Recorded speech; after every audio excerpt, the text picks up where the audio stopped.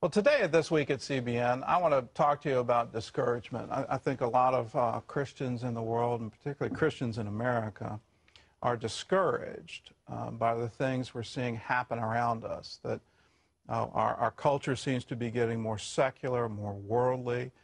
Things that universally were considered wrong are now being considered right. What the prophet Isaiah spoke of is they're going to call evil good and good evil, is all happening around us. And I want to encourage you because I think we need it, and we need to cling to some things that Jesus spoke. Now, Jesus, before he was crucified, he warned his disciples specifically. He said, you're going to have persecution. In fact, he guaranteed it. He said, you're going to have that. You're going to have times where people are going to deliver you over. They're going to betray you. There are going to be times where people are going to speak evil of you, including all manner of evil. They're going to make things up about you. They're going to persecute you. All of these things are going to happen. And then he says something very unusual. You find it in John 16, verse 33. These things I have spoken to you, that in me you may have peace. Now, that's a really crazy thing to say. These things I've warned you about. You're going to have persecution. People are going to say bad things about you. You're going to be hauled in front of leaders. You're going to be tried. You're going to be persecuted. And I've spoken these things that you may have peace. That you may have peace. Now, the key to that peace is in me.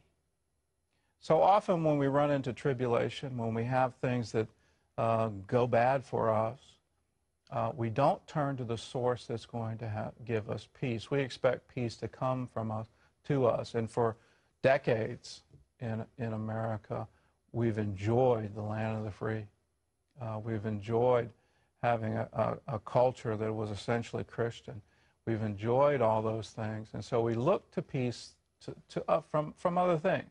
You know, we look to it from maybe material things or from entertainment or just the abundance that God has given us, instead of looking for our peace in him. And that's the key. We've got to find it in him. Jesus goes on, in the world you will have tribulation, but be of good cheer.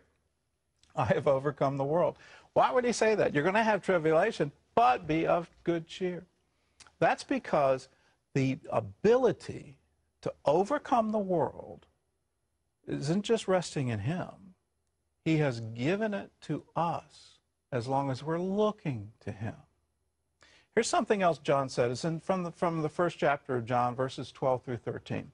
But as many as received him, that would be you, you've received him, to them he gave the right to become the children of God. You have the right to be a child of God. To those who believe in his name, and his name is Savior, to those that believe he's the Savior, who were born not of blood, nor of the will of the flesh, nor of the will of man, but of God. Realize that you're born of the will of God. That's what it means to be a Christian. That's what it means to be born again, that you've been regenerated, not by your choice or your will, not by the will of man, but by God's will. And when you get that straight, that you're in him, that he's chosen you, he's picked you, then it gives you the confidence to face any difficulty, any tribulation. So be of good cheer. Why? Well, John says it again. This is from his letters. 1 John chapter 5, verse 4. For whatever, that would be you, whatever is born of God overcomes the world. And this is the victory that has overcome the world, our faith. As our world starts, I believe we're in the end times, as our world gets closer to the end times, we're going to be seeing more and more strife, difficulty. There'll be lawlessness. This is just the beginning. I know I'm trying to encourage you, but I'm also trying to warn you. But understand, you overcome all of that with your faith. So stay strong. Understand, you're not born again of your own will, but of the will of God. And that will is going to work all things together for good for them that love him and are called according to his purpose. So let's stay diligent in doing good.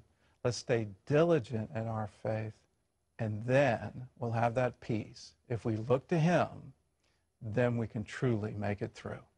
God bless you. I'll see you again.